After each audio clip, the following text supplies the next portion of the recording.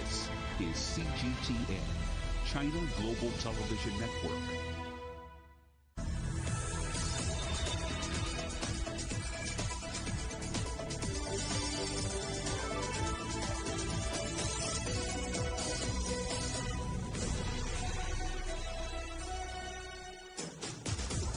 Live from London, this is Global Business. Hello and welcome to the programme. I'm Robin Dwyer. And I'm Juliet Mann. Our top stories. The EU doubles financial aid to Ukraine as Russia and the West accuse each other of escalating the crisis. Use them or lose them, even if you have to fly empty. The UK brings back minimum airport slots for airlines. Italy begins a secret ballot to elect its new president as former Premier Berlusconi pulls out of the race. And a long way from home, the James Webb telescope moves into position around the sun, ready to take snapshots of the early universe.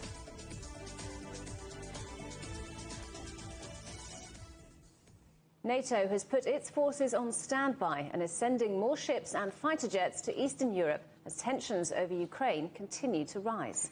It comes as the EU announces it's doubling financial aid to Ukraine.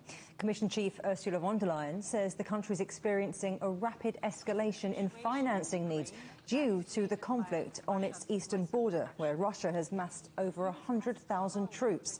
EU foreign ministers and the US Secretary of State Antony Blinken are in Brussels to discuss the developing crisis. Well, we'll be in Ukraine in a moment with CGTN's Stephanie Freed. But first of all, let's head to Brussels and talk to Laura Makian-Isherwood. So, Laura, the EU's doubling its funding commitment to Ukraine, potentially looking more like the preparation for a conflict. Is that the view in Brussels? Well, it seems like it's definitely a message that the EU and seemingly the rest of the sort of NATO alliance and other Western allies are standing by Ukraine. Ursula von der Leyen, the president of the European Union, said that this funding is essentially to allow the country to retain sovereignty and also continue to make its own choices. It's a package that amounts to around $1.36 billion, and she made that announcement earlier today. So today, I am announcing a new financial assistance package to the country, made both of emergency loans and grants. First of all, the Commission proposes a new emergency macrofinancial assistance package of 1.2 billion euros. This package will help Ukraine now to address its financing needs due to the conflict. And Laura, foreign ministers also meeting today. What more can we expect to hear from that meeting? Yeah, absolutely. And of course, this issue of that amassing of Russian troops on the border with Ukraine was high on the agenda again. We understand that European representatives were given a briefing by the US Secretary of State Antony Blinken virtually from the United States after his meeting in Geneva with Russian representatives. He was essentially giving a sort of overview of the United States position on things. And we've also heard that NATO, of course, has decided to put troops on standby now after a number of countries said that they would be sending military hardware towards the Baltic states. Now, we know that there has been a NATO presence in that area for a while now, but this messaging from NATO, from the European Union, seemingly is really pushing that they are going to stand by Ukraine. Russia, of course, is denying that it is planning to attack the country, denying that it's going to invade it. However, there are a number of countries saying that they believe that is not the case. Now it's a case of waiting. We're expecting another press conference in the next hour or so from European Union representatives. Maybe there'll be some sort of movement from that as well, but it could be that there's some detail on potential sanctions that could be imposed on Russia if the country does decide to push forward and try to take some land from Ukraine. But at the moment, it seems people are trying their best to try to offer up potential ways to prevent an escalation of tensions there, trying to make sure that war does not break out. That's according to some of the ministers that arrived here this morning anyway. But it does seem that there are plenty of people trying to send a message to Russia to keep calm and not move forward. Laura Makian-Isherwood in Brussels. Thank you. Let's head to eastern Ukraine now and speak to Stephanie Freed. Stephanie, how will this news of new funding, be received in Kiev?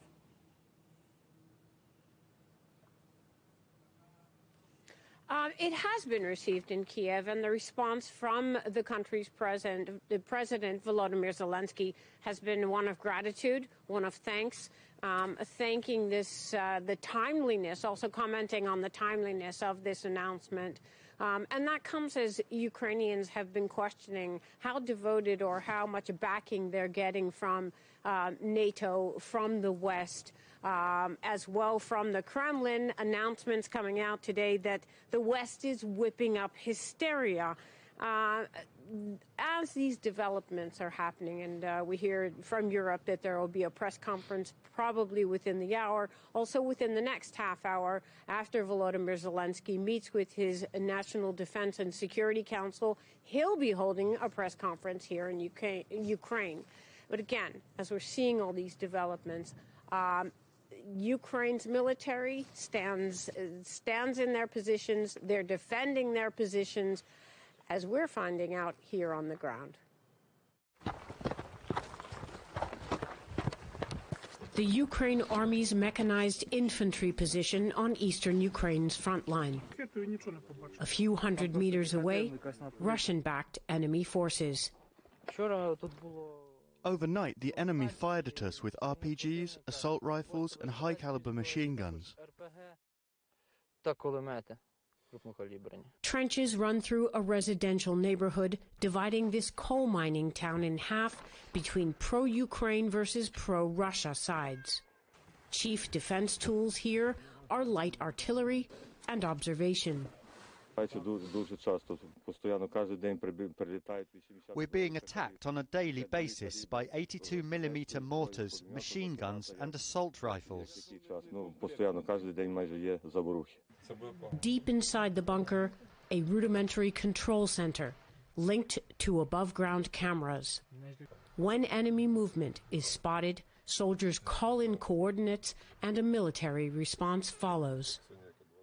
As Russia continues its military buildup along Ukraine's borders, frontline soldiers are feeling a shift. It's definitely been more active lately than it's been in the past. But it's not impacting their operation yet. The soldiers positioned here aren't contemplating a larger scale attack, and that's because for them, holding this position is routine. Ukraine's army has defended multiple positions like this one since 2014, when Russian-backed forces moved into the country's east. The military's goal is to continue defending and holding these positions. Stephanie, the other big development today is that the United Kingdom and the United States have ordered the partial withdrawal of their embassy staff from Ukraine. Can you tell us any more about that?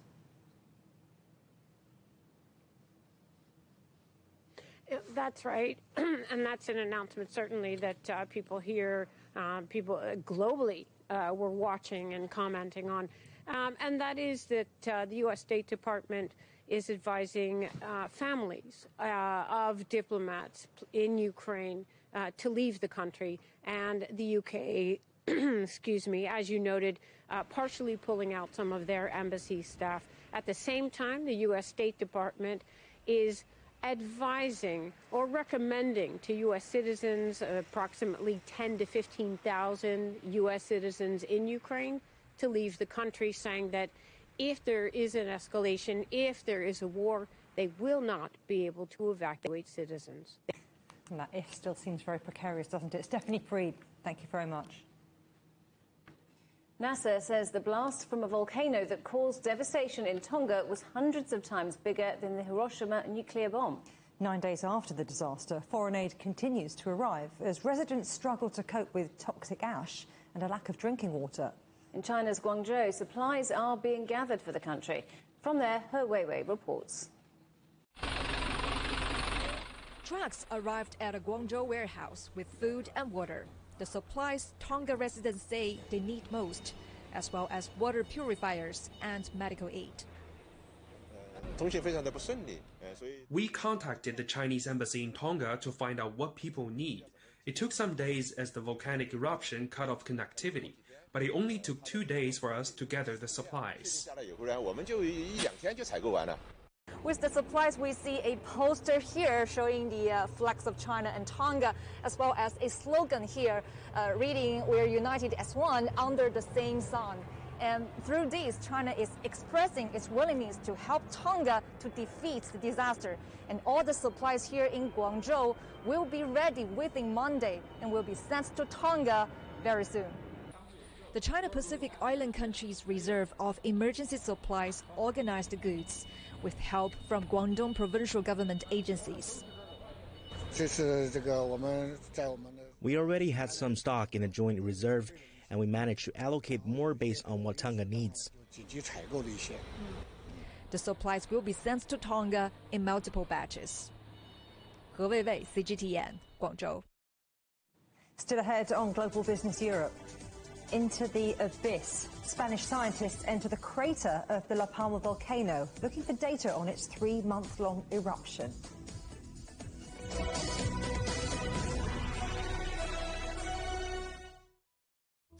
Search CGTN Europe wherever you get your podcasts to subscribe to The Agenda podcast. The Agenda with me, Stephen Cole, always gets to the heart of the story. Just subscribe today and listen now.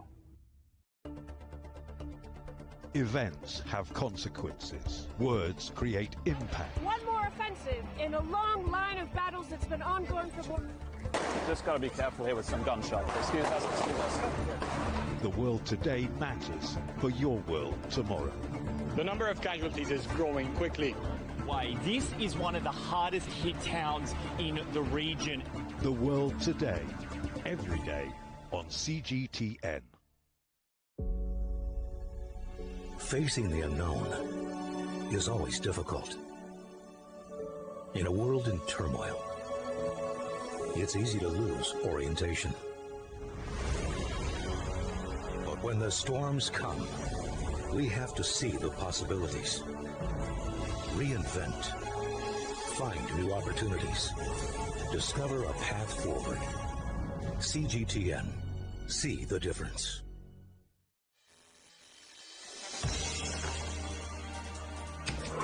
The world has changed under the pressure of the pandemic. For many of us, life is returning to some kind of normal.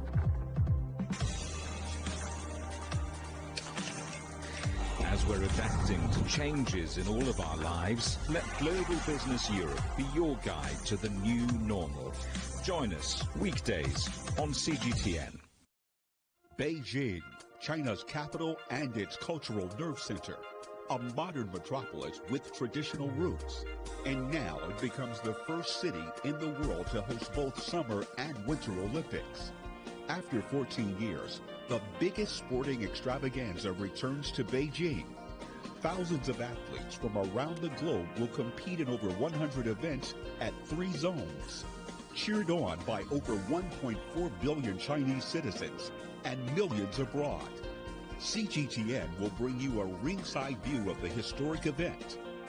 2022 Beijing Olympics, the games that matter on CGTN. See the difference.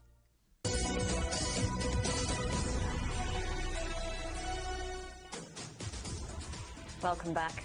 Just a reminder for you that CGTN is available to watch for free on all the major digital platforms. On Smart TV or online on Roku, Apple TV, Amazon Fire and Android TV, YouTube and Dailymotion, CGTN.com and the CGTN app. And in the UK, we're available 24 hours a day on Freeview. France's vaccine pass has finally come into force after weeks of debate in French Parliament and a constitutional review. Restaurants, bars, cinemas and museums, plus many public spaces will only be open to people who can prove they've been vaccinated against COVID. Ryan Thompson has the latest from Paris. Enjoying Paris's basic pleasures like a coffee in a cafe or an exhibition at one of the city's world-class museums will no longer be possible for anyone who's not fully vaccinated against COVID-19 from Monday.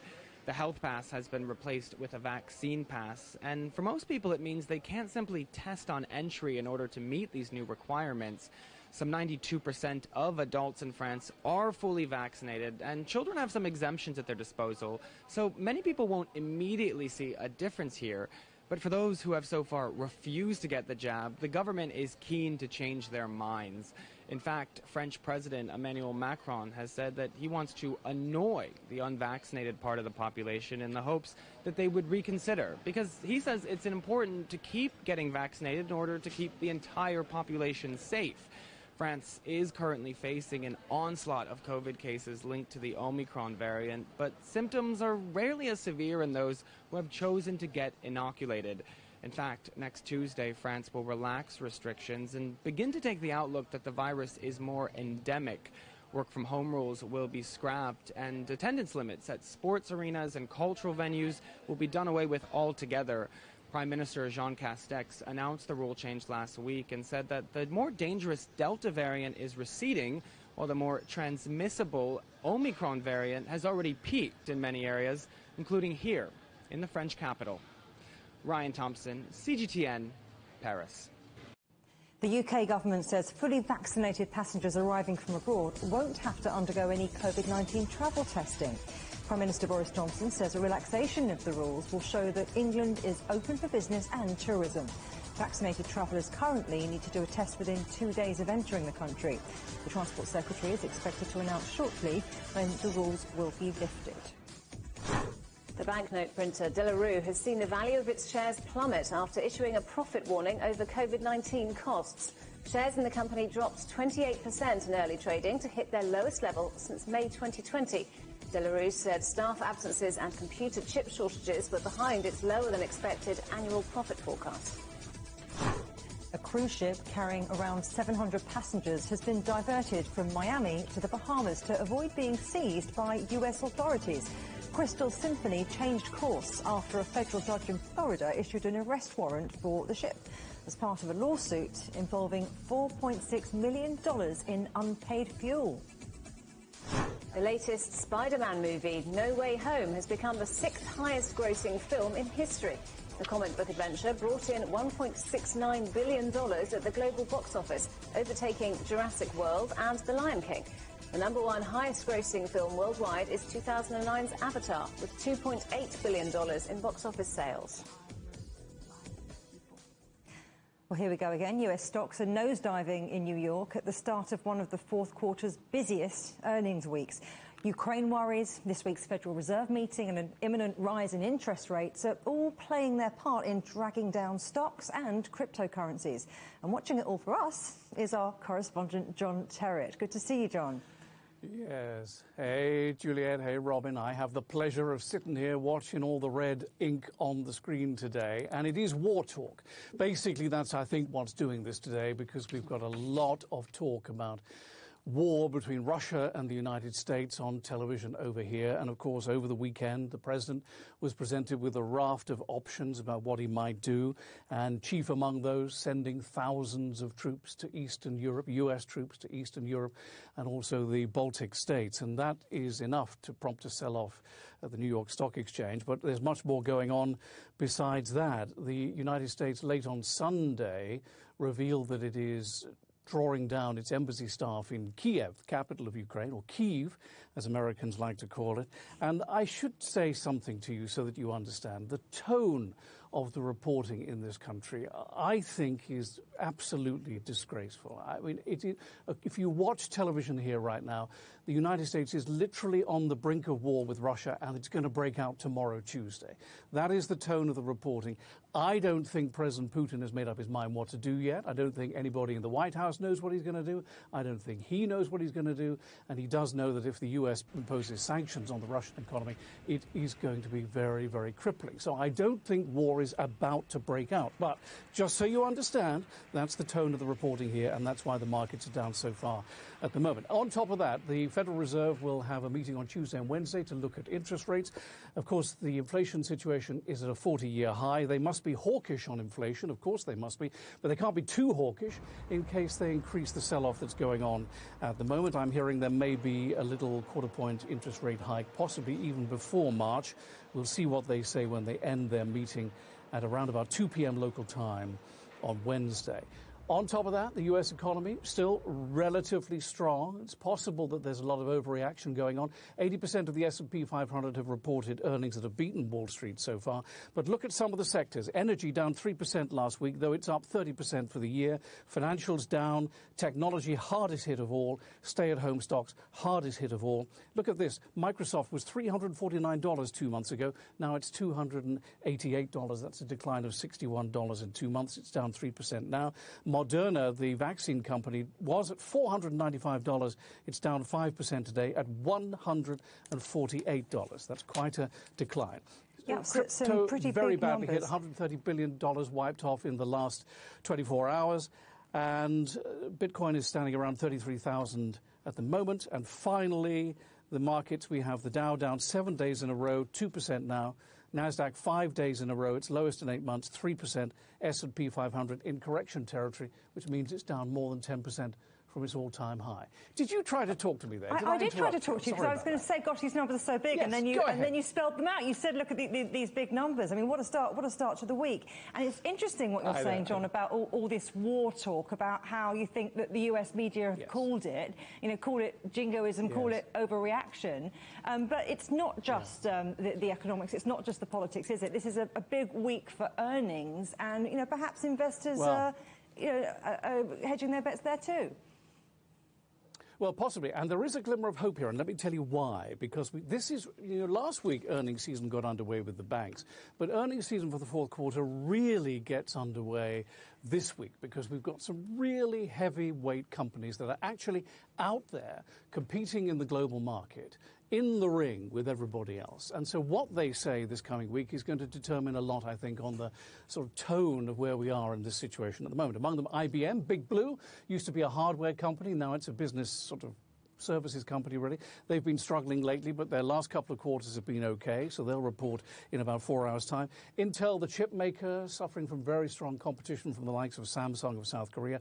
And the hope comes in Apple on Thursday and Microsoft tomorrow, Tuesday. They're likely to turn in some pretty strong earnings. So can they put a floor into all this selling? Because they are two of the most key companies in the world at the moment. Later in the week, Tesla. Visa, of course, has settled its dispute or is settling its dispute with Amazon. And Friday, Caterpillar, which does a lot of work in China. And that's one of the big industrial names that is really out there, slugging it out with competition all over the world. So what they say on Friday could determine where we finish the week. And as I say, I mean, in some respects, it's not all that bad. 70% of the S&P 500 reporting so far have beaten Wall Street expectations. It really is this uncertainty about inflation and interest rates, and now the war talk that's doing this. There's some nice, juicy numbers coming out. It'll be interesting to see if the tide turns. I'm glad you let me get a word in edgeways. Anyway, good to speak to you, John. See you next time. Bye-bye. The UK's transport authorities are telling airlines to use up to 70% of their airport slots or risk losing them. The new policy has been welcomed by airports but came under attack from airlines, which are concerned they might be forced to fly empty aircraft in order to maintain their valuable slots. Well, Paul Charles is a commentator on travel and tourism, and he joins us now from London. Good to see you, Paul. Welcome back to the programme. Hello there. So for anyone outside the aviation industry, the idea that airlines would be flying empty planes sounds like madness. Why are they made to do it? Yes, so these are slot rules that have been in place for many, many years. And essentially, when an aircraft flies, when we get on as passengers, that aircraft is in a particular time slot that it's been awarded. And so it has to fly within that time frame of the slot. And slots are basically how the industry has to operate in a very functional way. So you can imagine when the pandemic hit, many airlines were worried they would lose their slots unless the rules were tightened on how often they had to actually use that slot and fly a plane within that slot. So what the UK is very much proposing is a slight reduction on where things are at the moment, which was 80-20. Essentially, airlines had to use that slot 80% of the time and operate flights in that slot 80% of the time.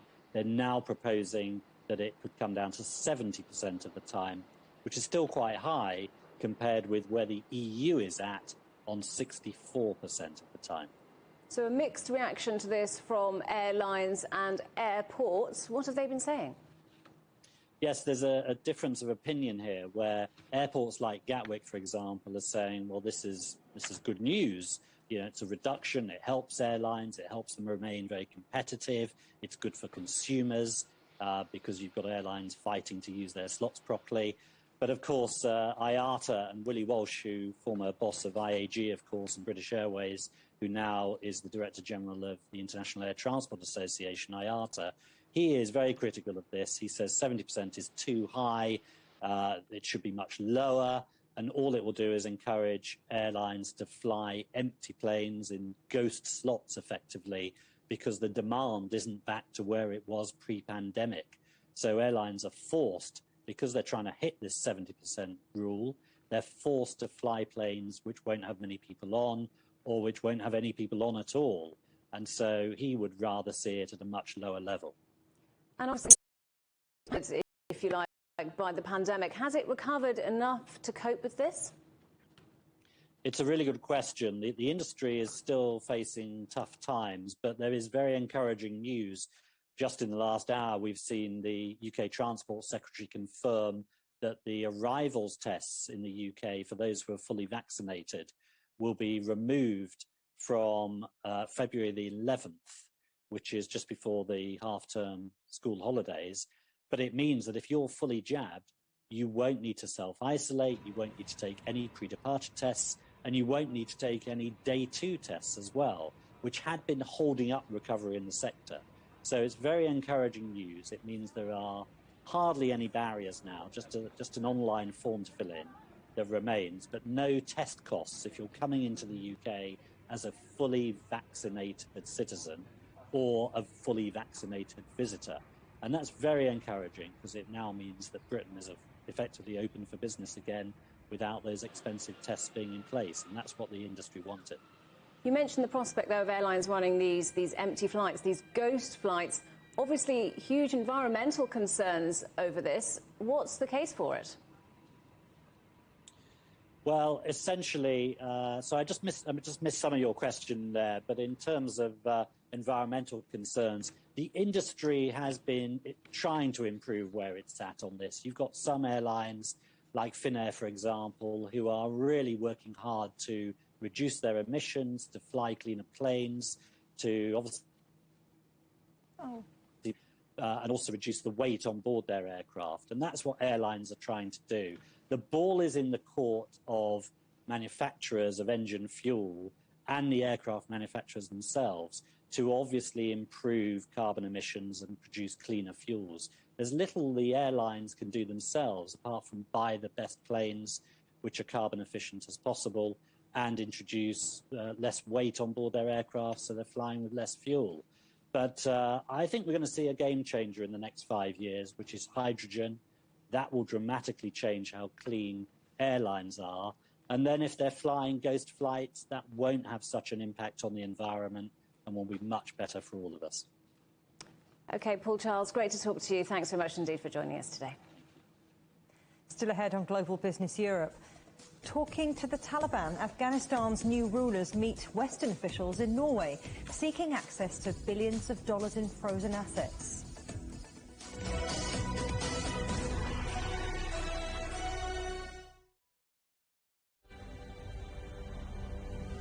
It is now important that all of us in Europe act very swiftly. Fines for the non-vaccinated will most likely be between $1,000 and $4,000. The new Omicron variant circulating in southern Africa. The financial markets have also reacted badly to the news. Growing dissatisfaction with the way the Dutch government is handling the pandemic. Cancelling the city's main public Christmas markets for the second year in a row. Protests and riots by those opposed to restrictions and vaccinations. There is no room for complacency in this ongoing battle against COVID. On the agenda with me, Stephen Cole, we look up into space. We look down into data. We look at debt. We look at politics.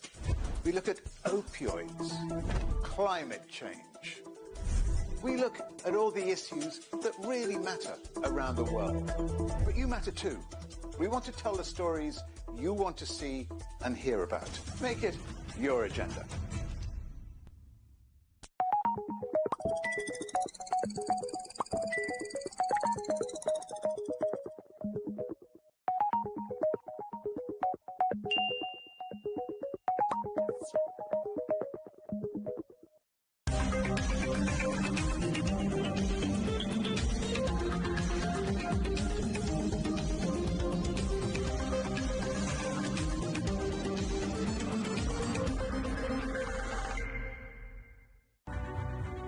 The agreement is signed. But what is the real deal now the UK has left the EU? For trade, for business, for the city, for ordinary people. Make sense of Brexit with CGTN.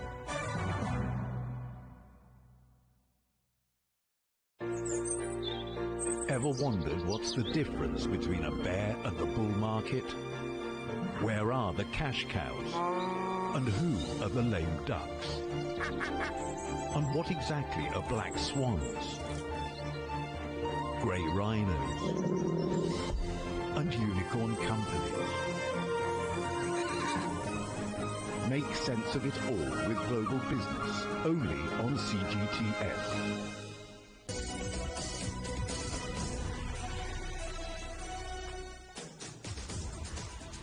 Welcome back to Global Business Europe with Robin Dwyer and me, Juliet Mann. The headlines again. The EU doubles financial aid to Ukraine as Russia and the West accuse each other of escalating the crisis. Use them or lose them, even if you have to fly empty. The UK brings back minimum airport slots for airlines. Taliban representatives are meeting Western officials in Oslo, hoping to negotiate access to billions of dollars in frozen assets. Millions of Afghans have been plunged deeper into poverty since the group seized power in August, with international aid programs halted.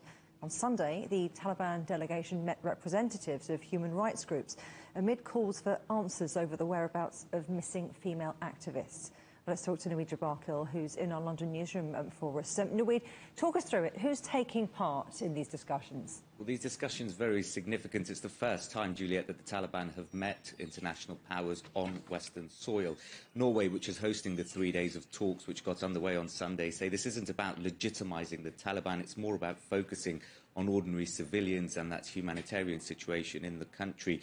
We know the United States is taking part. Its Special Representative for Afghanistan, Thomas West, tweeting ahead of these talks saying that the country was going to be fixed on its clear-eyed diplomacy, is what he called it, when it comes to dealing with the Taliban.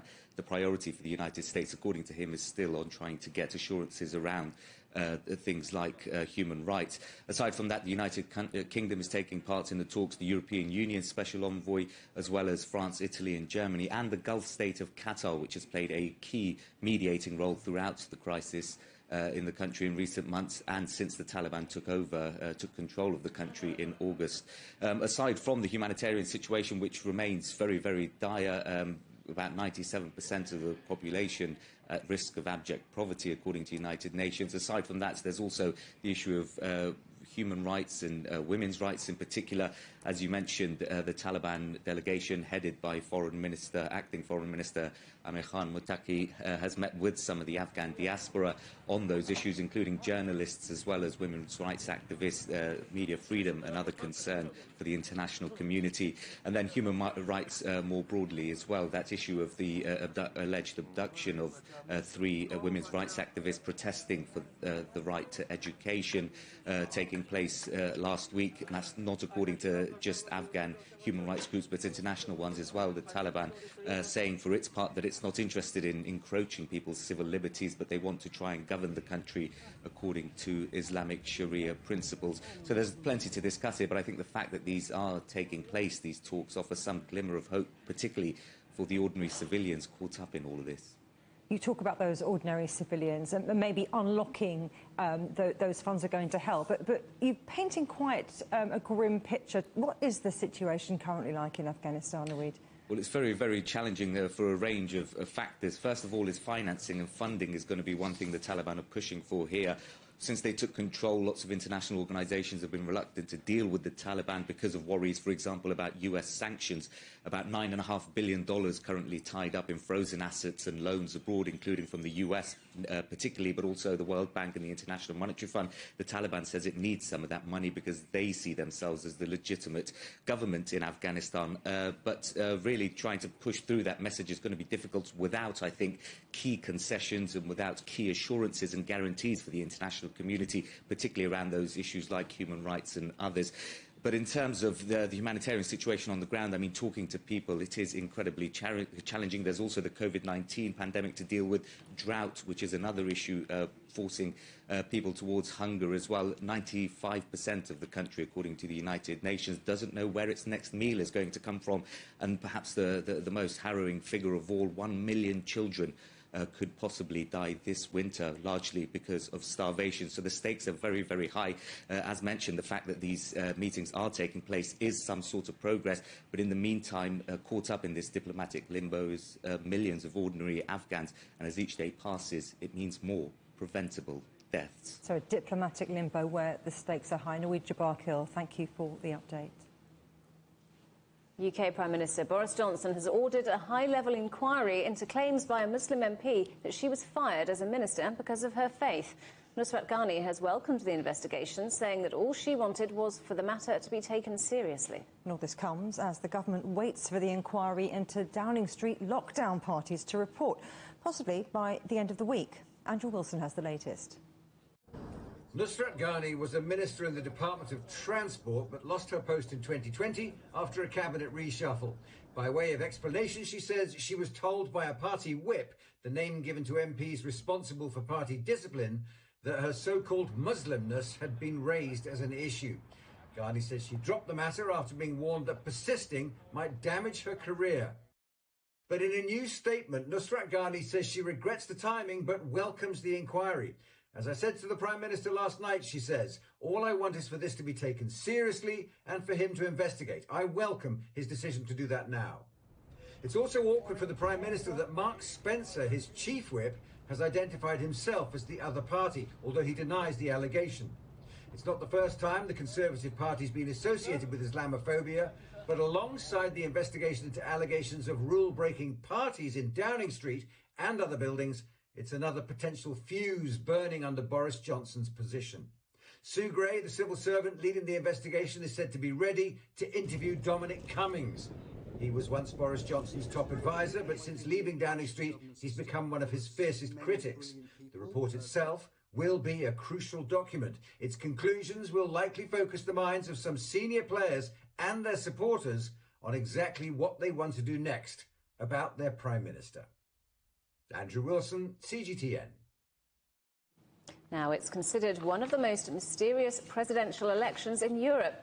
Italy's parliament has begun casting votes in a secret ballot for the next head of state, a complex process which has been compared to the appointment of a new pope. Well, our correspondent Hermione Kitson joins us now from Rome. So, Hermione, talk us through who are the main contenders. Well, the current Prime Minister, Mario Draghi, really is considered the main contender for the top job.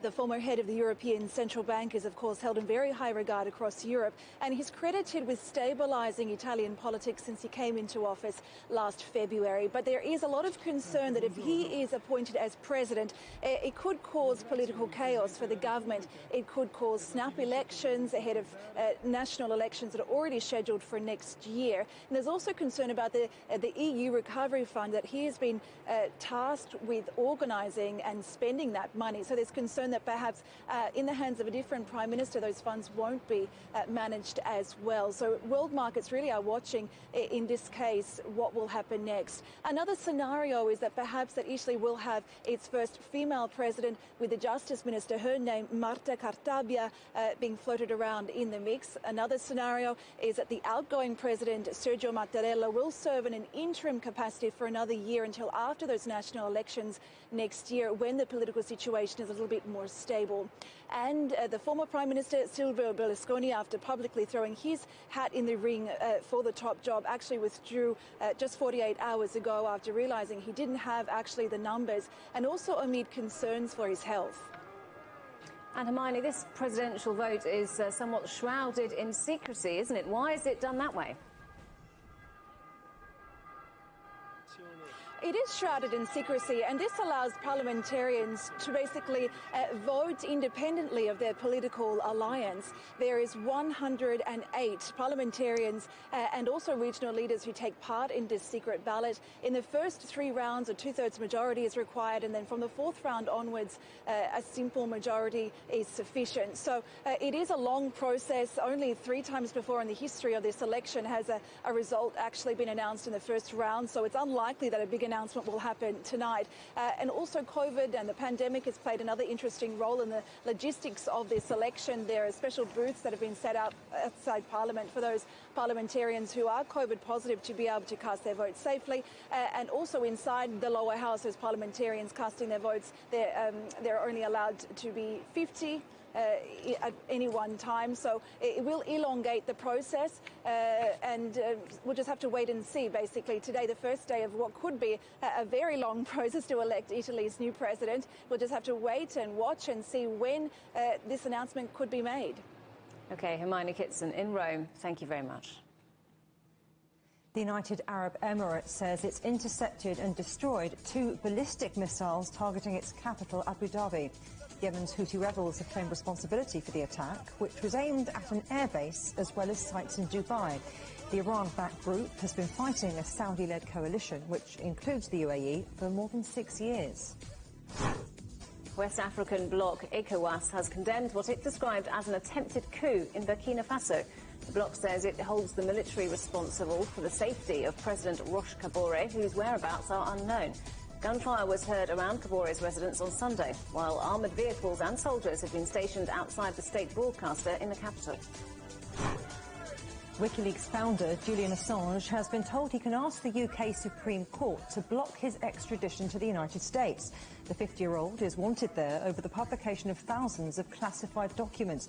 His lawyers now have 14 days to apply to the Supreme Court, although there's no guarantee his case will be heard. German police say a lone gunman is dead after injuring several people at a lecture hall in Heidelberg. A local newspaper says the shooter turned the weapon on himself after shooting and wounding several people. Police haven't given details on how many were wounded or how seriously. The French fashion designer Thierry Mugler has died at the age of 73. He was known for his daring theatrical fashion, with big shoulders and plunging necklines inspired by 1940s and 50s glamour. He dressed the likes of Beyoncé, Lady Gaga, Diana Ross and David Bowie.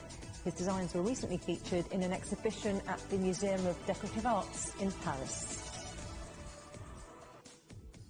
A team of scientists has entered a crater on La Palma to gather key information about a 3-month eruption that brought chaos and destruction to the Spanish island. It's hoped the data will help with predicting and responding to future volcanic eruptions. Rahul Pathak reports from Madrid. Almost exactly a month since the volcanic eruption on the island of La Palma was officially declared over, scientists have ventured inside the crater of the Cumbre Vieja, hoping to collect valuable data on the 85-day eruption, which was the longest ever recorded in the island's history. One thing that stands out, even when you've done this many times, is its size. Once you're inside, you realise it's gigantic. It's still very impressive from a visual perspective, even from kilometres away. The eruption was the most devastating scene in Europe in 80 years, and it was the residents of La Palma who bore the brunt of that devastation. Around 3,000 buildings were destroyed by lava, covering an area of 1,219 hectares. That's equivalent to 1,500 football pitches. Added to that, 7,000 people had to be evacuated, and while many have returned home, for most, life will never be the same. The main challenge for residents and authorities is trying to go back to normal. I say back to normal, but of course, alongside the changes made by the volcano. The island's landscape has changed. Thousands of hectares have been covered by lava, both in populated areas and industrial and farming areas. We will need some really good planning if we're going to go back to normal once again. Another concern for the locals is that while the eruption is now over, the dangers of toxic gases remain. Gases such as sulfur dioxide and methane have been detected in the area and could be harmful to the local population near the volcano. For the residents of La Palma, a more pressing concern will be the huge clean-up operation, which is only now just beginning. Now, the government of Pedro Sanchez has pledged $453 million to help with reconstruction, but there have already been complaints that money has been slow in arriving. Many people fearing that life post-volcano could be tougher than during the eruption itself. Rahul Pathak, CGTN, Madrid. It's another big day for the James Webb Space Telescope, the largest and most complex ever made. In the next few hours, it will go into orbit around the sun, 1.5 million kilometres from Earth, where it will remain, taking images that scientists hope will look deeper into space than ever before. Well, Emma Keeling from CGTN's science show Razor is here to tell us more. Emma. Hello. Look, anything James Webb Telescope does is groundbreaking because it's designed to look back into the earlier stages of the universe. Up until now, we've looked back through about 96% of all time, and James Webb will see well into that last 4% towards the Big Bang. But before we discuss its new parking place in space, here's a little reminder of what makes it so special. It is a $10 billion international program led by NASA and was launched on December the 25th from French Guiana. To enable it to measure light from distant galaxies, it has a primary mirror 6.5 metres across, the biggest mirror launched into space. Folded inside the nose cone of the Ariane 5 rocket, the 18 hexagonal segments made of gold-coated beryllium metal, were deployed from the 7th of January. At this point, all the space enthusiasts went ballistic on Twitter. Such was the complexity of the unfolding of an observatory in space. A sun shield will protect it from light from the sun, Earth and Moon, and that could interfere with the observations of infrared light. This is primarily what James Webb sees in. The mirror segments reflect infrared, which can detect objects too cool or faint to see. The Operations Centre has begun fine-tuning the segments to align the telescope optics. This will take months, and then the team will calibrate the science instruments prior to delivering Webb's first images, probably around summer. So, what is happening today? Well, the ground teams plan to fire Webb's thrusters at 7 p.m. Greenwich Mean Time, and that'll help it reach its destination, which is a position of orbital stability between the Earth and the Sun, known as Lagrange Point 2, or L2. From here, it will follow a path in constant alignment with Earth as the planet and telescope circle the Sun in tandem, enabling constant radio contact. The combined pull of the Sun and Earth at L2 will hold the telescope in place, so it won't need to use a lot of fuel to stop from drifting. Now let's talk to Professor James Head. He's trained astronaut crews in geology and surface exploration and participated in the selection of landing sites for the Apollo Moon program. He is in Cape Cod, a beautiful spot in the US state of Massachusetts. Well, James, how much work does this represent?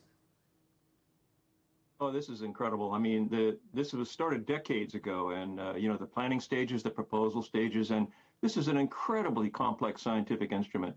It really represents a new vista, a new stage.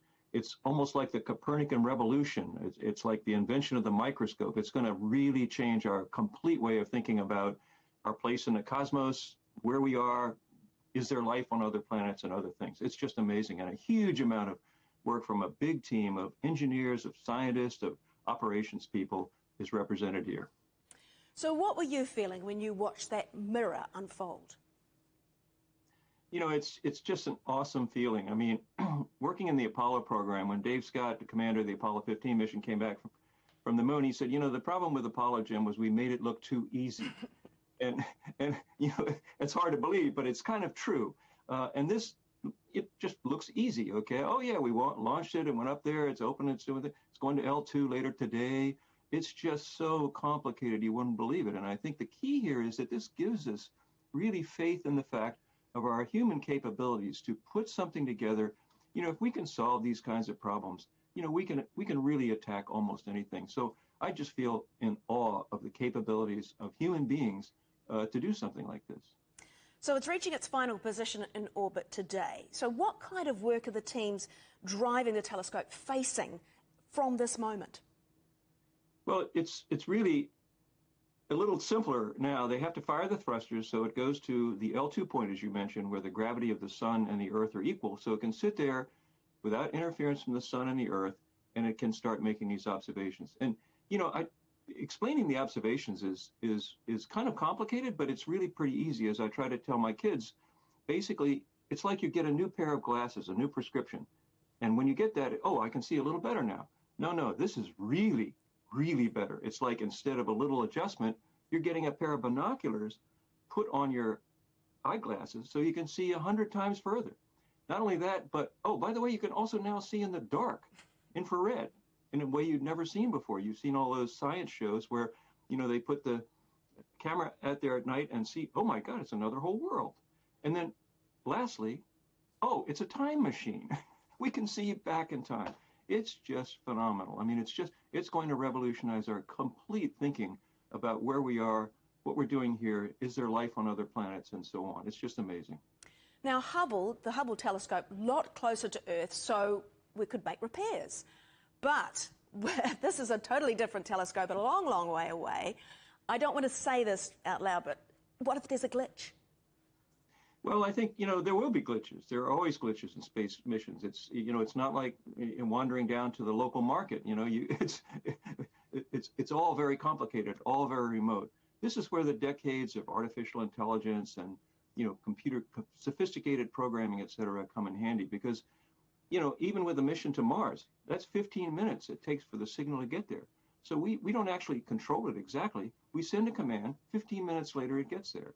And so we've practiced this a lot. So, you know, there will be glitches. And basically, we rely on great human ingenuity, computer programming, and wonderful engineers, software engineers, hardware engineers who designed this to really help to solve these problems. And I'm confident that, you know, typical kinds of problems we meet in space and these things can be solved even though we can't visit with humans explicitly. Well, Professor Head, thank you so much for your time. Very exciting. I hope you've got a nice comfy seat, a cup of tea or a cup of coffee for later on today. And I know you guys are going to be dashing back home, aren't you? That was probably the most interesting science lesson you've ever had. It really was. You know what? I'm very keen on getting my eyes tested because I like the idea of a new pair that can see in the dark. What do you reckon? Yeah, really incredible and very exciting. Emma. Emma, thank you very much. Coming up, Athens goes Arctic. Greeks are told to avoid travel as heavy snow shuts down much of the country.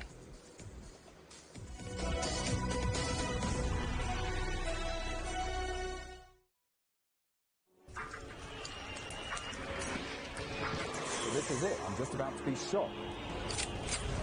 Tents here. Bottles are being thrown as they do so. There are about 3 critical bridges here in Malawi. That's one of them. We're going to cross that bridge. As you can see behind me, police forces who are replying with gas. Gas just came in. Tear gas. So it's all begun now. Divisions leading the charge into West Mosul have brought us here. Just got to be careful here with some gunshots. This is where most of the fighting has been concentrated. Is the front line now after 9 days of fighting? We're about 2 to 3 kilometers from the front clear line. view of this front line position. Mari, what would you say is a good question? Stephen, I'd say it's one where there's always more than one answer. The Answers Project is a new podcast series from CGTN Europe. With me, Stephen Cole. And me, Mari Beveridge. In each episode, we'll take a complex question. And with the help of some of the world's foremost experts, shine light on some of the answers. So join us for The Answers Project. Available wherever you get your podcasts.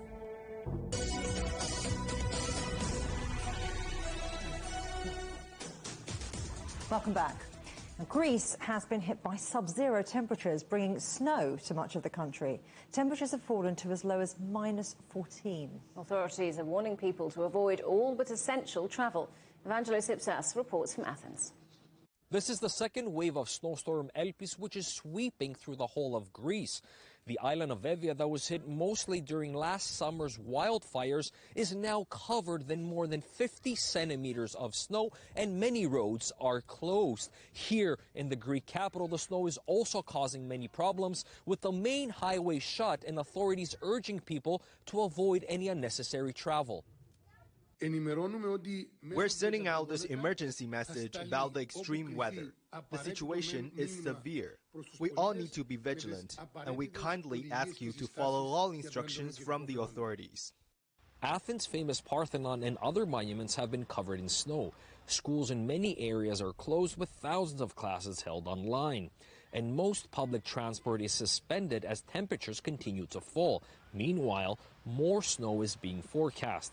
Snow chains are mandatory for cars in areas around the northern fringes of the capital, while trucks have been ordered to stay off the roads. The main highway in and out of Athens remains closed.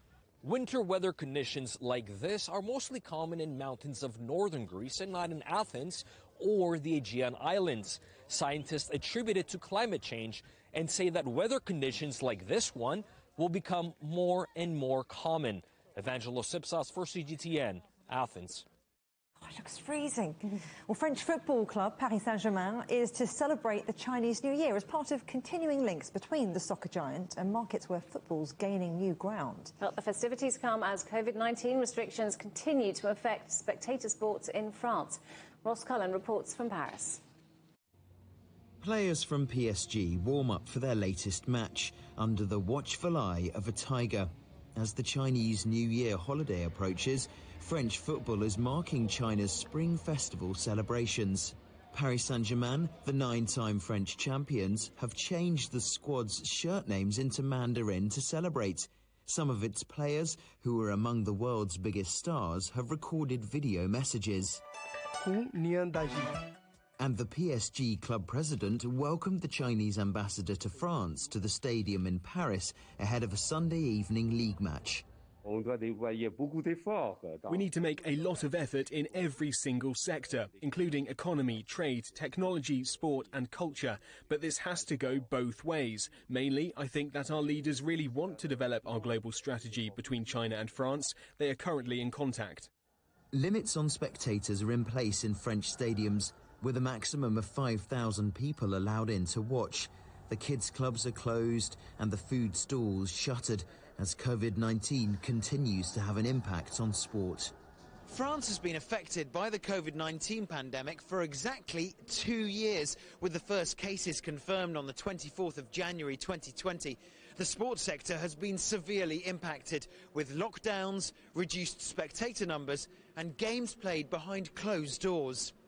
The French League and the National Football Association opened a joint office in Beijing in 2017 with the goal of growing French soccer's reach in China.